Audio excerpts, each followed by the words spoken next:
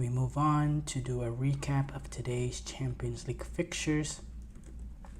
There was a lot of important games today. We do start off with some of the games that we won't go too in depth with.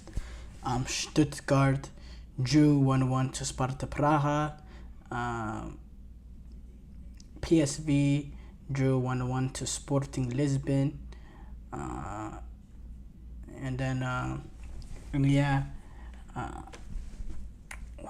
on. Do we have some slight technical difficulties here? But some interesting games today. Obviously, we talked about Arsenal's game. Brest, they defeated Salzburg. Brest joined with Leverkusen, and Brest, Leverkusen, and Borussia Dortmund right now are the only teams so far that are unbeaten in this Champions League. They find themselves, those three teams right now, top of the table. Now, obviously, you have the likes of Bayern who can join them. Bayern, Villa, Liverpool, Juventus, Madrid, they can all join them tomorrow with their games. But Salzburg, Brest, they got a 4-0 win over Salzburg. So their very good start to the Champions League continues. And it was Abdullah Sima. He opened the scoring 24 minutes in. And, Salzburg had some opportunities, but it was Madi Kamara that got the second halfway through the second half. And then Sima, he got the third, which wrapped it up. And then, it was a really good win for Brest. In this year's edition for Champions League, they've also got themselves on a good start so far to the League One. No, they have been having a rough League One campaign. I meant to say with 2 wins and 4 losses. So it's been really surprising how well that they've competed in this year's edition of the Champions League up to now, finding themselves 13th in League One. But in terms of Champions League, they've been really, really good. Talked about Stuttgart, 1-1 draw was Sparta Praha. We talked about Arsenal defeating PSG 2-0. Dortmund, they were able to defeat Celtic 7-1.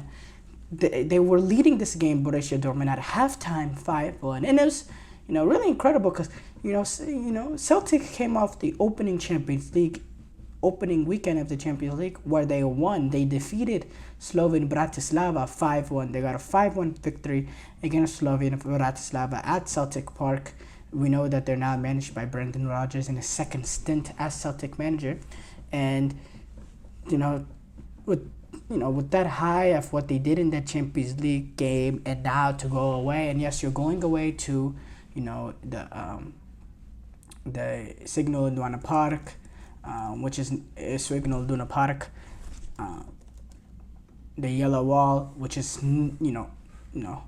never an easy stadium to play in, but to go there and to get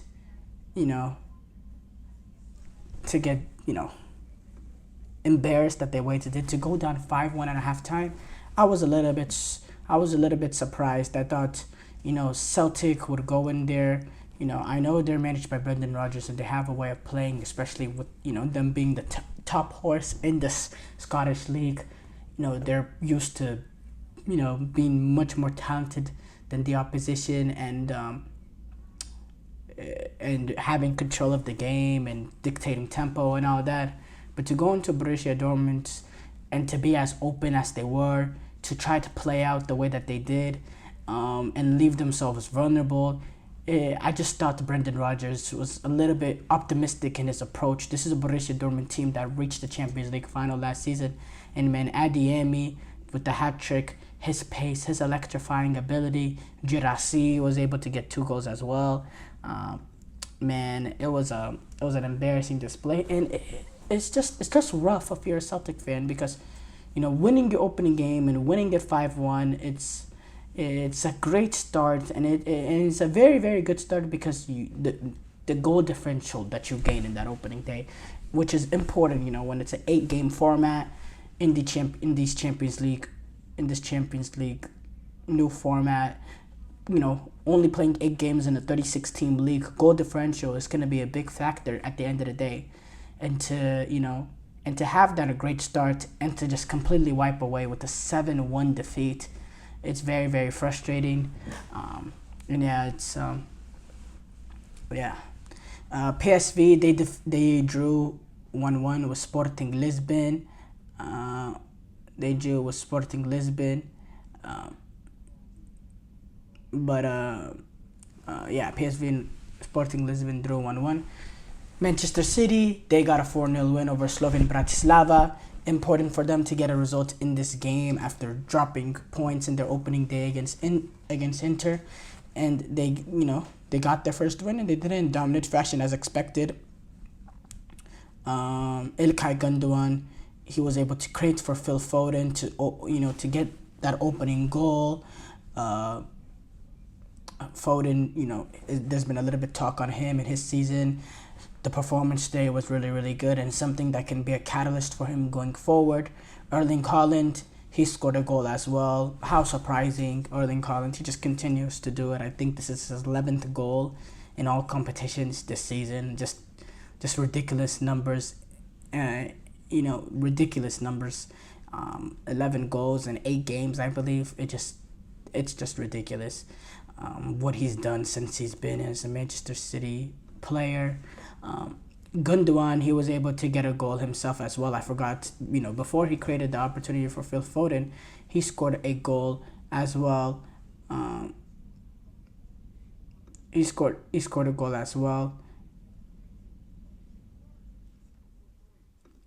And overall, his goal came with combination with Phil Foden. He did not create for Phil Foden. Phil Foden, he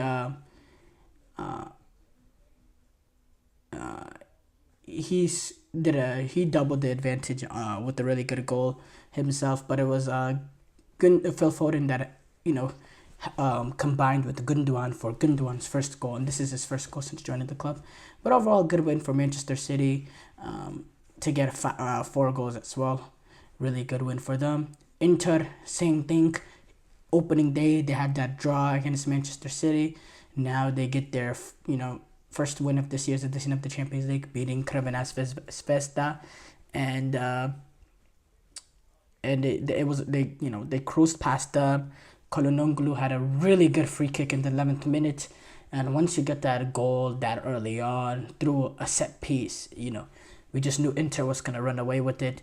Mehdi Taremi, he created 2 opportunities for Anatrovic and Martinez, and then Taremi, he scored his opening goal, since his first goal since joining Inter this summer as well. Dominant display for Inter Milan.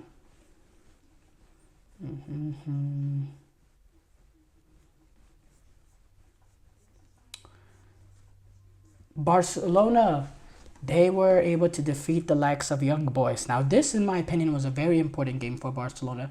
After losing your opening match to Monaco, to bounce back the way that they did with a very good win, 5-0 win. And again, Lamine Yamal playing absolutely amazing. Some of the individual performance in this game is something, as a Barcelona fan, you'd be very, very excited about.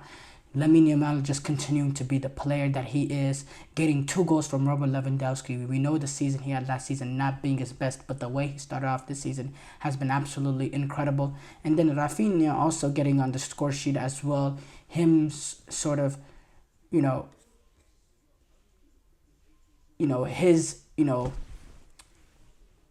what's the word? His rise now at Barcelona, he's continued his season of being really, really good, and he's had some questionable, inconsistencies at this football club, and it's overall a good turnaround. They had their first La Liga loss this weekend, and to bounce back the way that they didn't want this to carry over, and what they should have done. They dominated a Young Boys team that they have more quality than, and Rafinha, he played an amazing game. I think he won Player of the Match as well. So good performance from Rafinha, and he's really, really been impressing me this season, I do have to say. Leverkusen 1-0 win over AC Milan. Boniface, he's the one that scored that opening goal this is actually his first Champions League goal as well, which is a great accomplishment for him. But yeah, Leverkusen, they got the goal in the 51st minute. And I think Leverkusen, they played some really, really good football, especially in that first half. I thought, I thought they were the better team. But later on, they did get a little bit more defensive. In the last 15, 20 minutes is AC Milan that was on the attack. Now, if you're an AC Milan fan, you're wondering why you didn't see this from minute one. Why did they allow Leverkusen to be the more progressive team in the first half and they didn't take it to Leverkusen? Or why did they wait till the last 15, 20 minutes or so? And that's what I would ask if I was a AC Milan fan right now. They've had a good, recent run of results since that bad start to the season with that dropping points to Torino, losing to Parma. They've had good results, drawing away to Lazio, beating Venezia 4-0, beating Lecce 3-0, and getting the Milan derby win over Inter. But so far, to start off this Champions League, they had that really poor performance against Liverpool at the San Siro, and they couldn't get the point here against Leverkusen, and now they find themselves in a difficult position going forward in the Champions League with no points after 2 games. You got Club Brugge next at the San Siro, which is not the most difficult game, yes, but then you have the San Siro to follow, where you'll go away to the San Siro to take on Real Madrid. That's gonna be a very difficult game there for AC Milan. So, I am interested to see how they respond to these first 2 games in this Champions League. But we have seen progression from them so far in this season.